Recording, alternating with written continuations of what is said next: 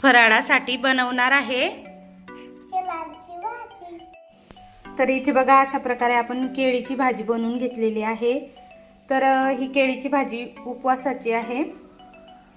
तर आज महाशिवरात्री निमित्त आपण हा बेत केलेला आहे। तर तुम्ही पण नक्कीच बनवून बघा। तर चला आपण केळीची भाजी ची रेसिपी बघूया। नमस्कार।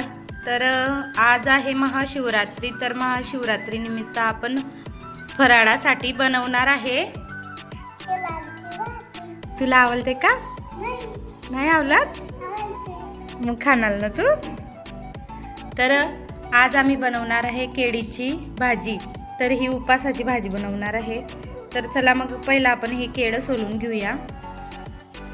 तर इथे बघा असे केळं सोलून घेतलेले आहेत। आता आपण त्याचे काप करून घेऊया। तर ज्यांना ज्याप्रमाणे पाहिजे आहे उभे किंवा गोल तर तसे आपण काप करून घेणार आहे।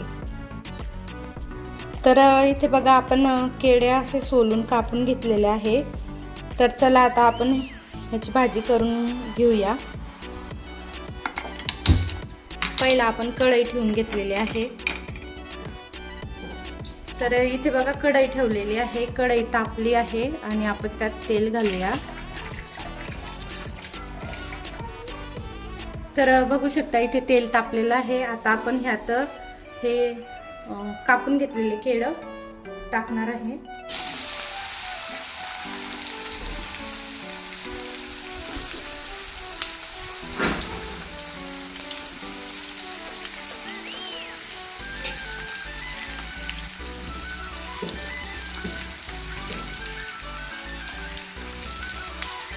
आपण पहिला तेलामध्ये केळं घातलेलं आहे, कापून घेतलेले केळं, आणि आता आपण त्याला मिक्स करून घेणार आहे।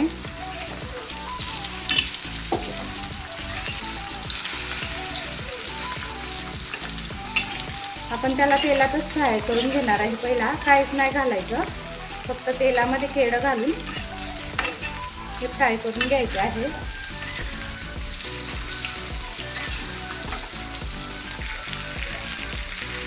तर इथे बघा आपण छान असं तेलामध्ये केळी घातलेली आहे, ते मिक्स करून घेतलेली आहे। आणि आपण आता कमी गॅस करून म्हणजेच मध्यम गॅस करून त्यावर हे झाकण ठेवून देणार आहे 1-2 मिनिटं। आणि 2 मिनिटं झाल्यानंतर बघूया। तर आता बघूया आपण, इथे बघा थोडीशी वाफ आलेली आहे आणि परत आपण मिक्स करून घेणार आहे।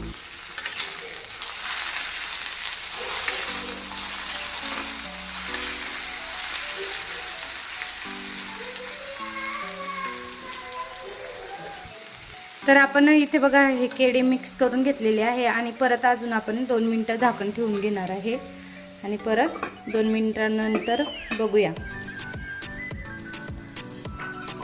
तर आपण परत 2 मिनिटांनी बघूया।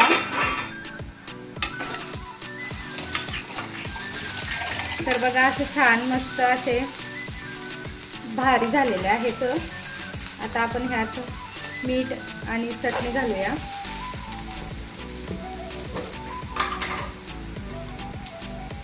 तर हे उपवासाचं मीठ आहे।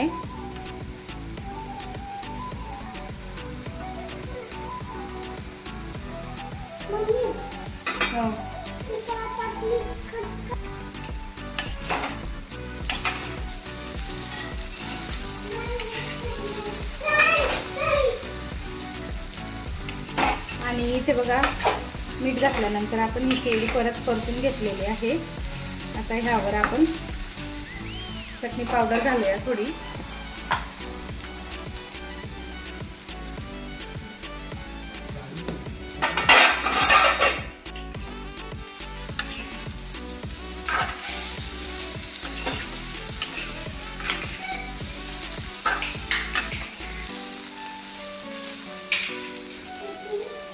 तर ही भाजी झाल्यानंतर यावर इतका छान कलर येणार आहे बघा तुम्ही।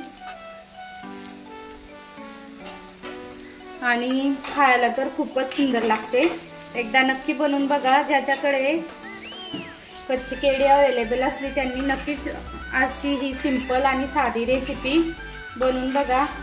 आणि तुम्हाला जर का अशाच नवनवीन रेसिपी बघायच्या असतील तर आमच्या चॅनलला सबस्क्राईब करा, फॉलो करा, कमेंट करा आणि बेल आयकॉन नक्कीच दाबा.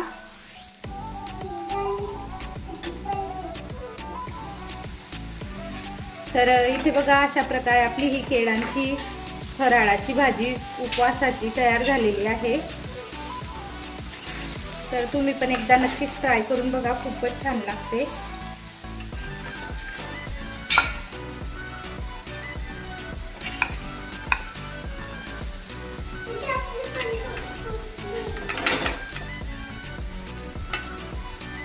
आणि आमचा व्हिडिओ बघितल्याबद्दल धन्यवाद.